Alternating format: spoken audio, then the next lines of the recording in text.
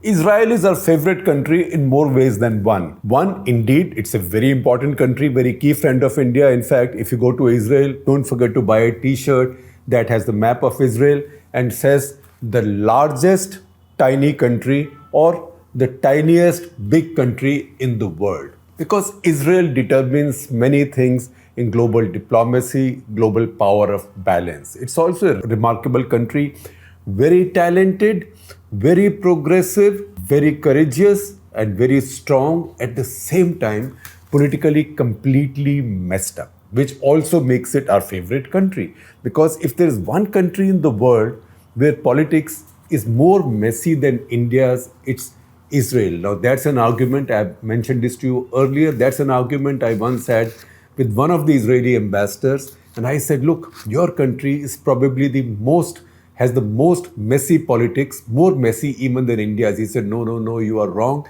India is more complex because you have caste. We don't have caste. And besides other things.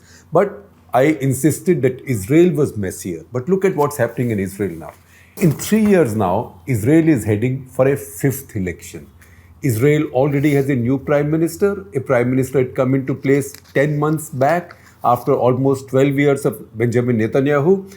That's when Naftali Bennett had become the prime minister. And this, as we had explained to you in an earlier episode of Clutter, and I'm sharing all those links with you.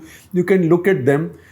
I don't want to repeat them because there is also one that explains all the complexities of Israeli political system, Israeli electoral system, which is on proportionate basis. You have to pass a minimum threshold to qualify to get even one seat.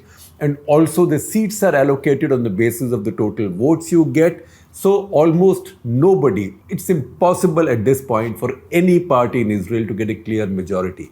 You have to have a coalition. And these coalitions have their own problems, their own half-lives. This one's half-life has been just 10 months. So this coalition has ended in 10 months. In 10 months, the coalition is gone. The Knesset, as the Israeli parliament is called, that's been dissolved. There is going to be a fresh election now in November. So what happens between now and November? That's almost about 6 months. Between now and November, a new prime minister is taken over. So we had told you that after the last election, when this sort of uneasy coalition was put together after the election, and this was a very diverse coalition. They said people on the right, although it did not have the most right-wing and the most conservative religious parties, or what is called as Haredis, which is basically a party of the most conservative rabbi or most conservative followers of Judaism. So they were not there, but there were a lot of people from the right. There were people from the center left, although their leader preferred to describe them as leader of the center right, but they are in the Israeli context more like center left.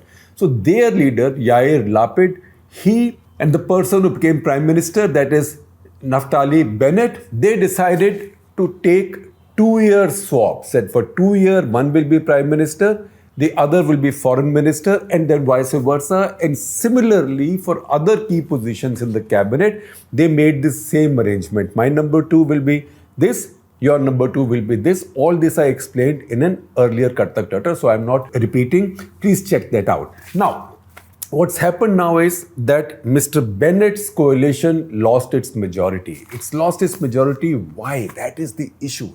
And that's what tells you that a lot of things that happen in Israel resemble Indian politics. Because after all, India also is a country with many parties, not a two-straight party situation as say in the US or in UK or in many other democratic countries, many other democracies. So Israel has many parties plus proportionate representation. So this is a formula for a complex electoral outcome. And it's a big challenge to keep these coalitions together and to pass budgets. In fact, under Benjamin Netanyahu, for 3 years, his government had not been able to pass a budget. For 3 years, Israel had gone on without a budget. This government, on the other hand, succeeded in passing a budget after 3 years, which was a big achievement because in a coalition like this, everybody has a different point of view. And this coalition this time also had the representation of the Israeli Arab parties. Now, Israeli Arab parties, because of the proportionate representation, they won a bunch of seats. They are not one party, they are also a bunch of parties, so they got together in what is called as United Arab List. They became members also. So one of their leaders, for example, Mansour Abbas, who had 4 members, and 4 members is a hell of a lot in the Israeli parliament, Israeli Knesset, because it's a house of 120. It's rare for somebody to get, for a pre-election coalition to get 61. In fact, in the last election, it was almost like a dead heat, 60 and 59 or something. Then you have to go and win over others. So this coalition, the Lapid-Bennett coalition or Bennett-Lapid coalition, to begin with, that was ruling Israel for the past 10 months, it had been put together with also the help of the Arab parties. But why did this fall? It fell over a religious issue. And what was the religious issue? Now, there's a Jewish festival, 8-day festival called Passover. Now, Passover, in a Jewish society, in the conservative Jewish system, the kosher system, or the kushrat as it's called, is followed very strictly. Now, during Passover, a certain kind of food, let's just say kind of a fast food, was delivered. There was a demand by patients in hospitals, so there was demand by families that patients in hospitals should be delivered that food during the 8 days of Passover. Now, the Israeli clergy, Jewish clergy, does not allow that because they don't see that as kosher.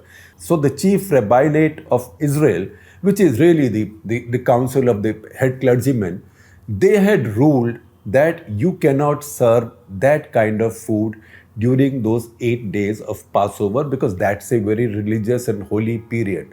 In 2020, Israeli Supreme Court had given an order that this directive of the rabbinate violated the fundamental religious rights of Israeli people. And that's why they should be allowed this food. This government, until now, no government had done it because they knew this really triggers the conservatives. But this government went ahead and did it. As they went ahead and did it, one member of parliament, or MK as they are called in Israel, member of Knesset, she resigned. And she said, I cannot carry on with this. She is Edith Shilman, 41 years old. She was made the chief whip of the coalition. And can you imagine, can there be a tougher job than to be the chief whip of a coalition which has a majority of just one in a house of 120, that is 61 in a house of 120, and you've got to issue a whip and persuade all these diverse partners to vote together. She wasn't the whip of a party, she was the whip of the coalition.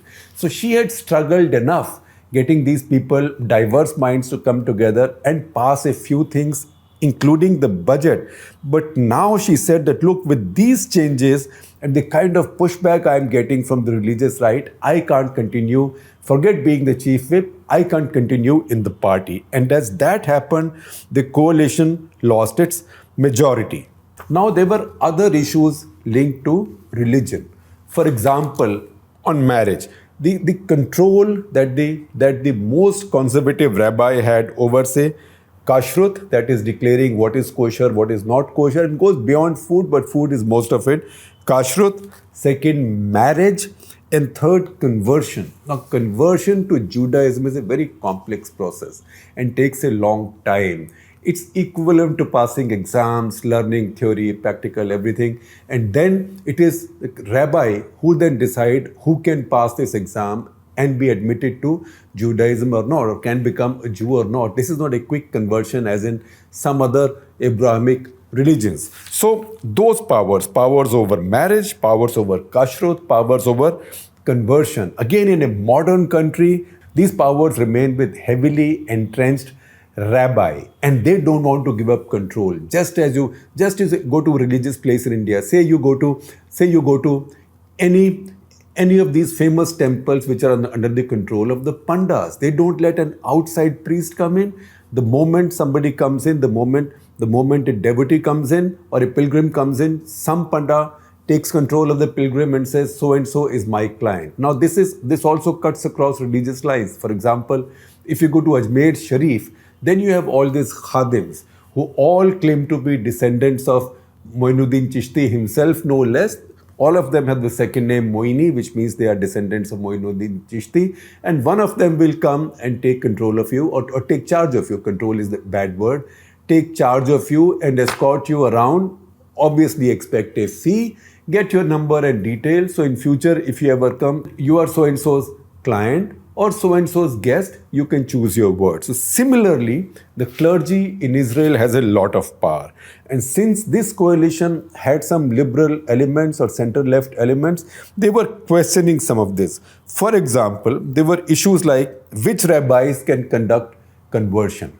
Do only some rabbi have that right, or a lot of other rabbis can have that right? Second, egalitarian prayer at the Western Wall or the Wailing Wall. You see all these pictures in Jerusalem. This is the holiest spot for the Jews across the world.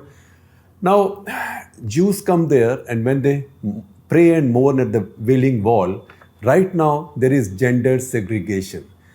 This government was moving towards, or there were elements in the government who wanted to move towards allowing a mixing of genders, basically removing gender segregation. Again, to imagine such things bringing down a government in a country as ultra-modern, a high-tech power like Israel. But that is what happened. So religion it was that broke this. Then other things happened. For example, Naftali Bennett. He comes from Yamina party, small party with 6 or 7 MPs or MKs, depending on how you count them, because one has always been sort of on the fence, one has now left.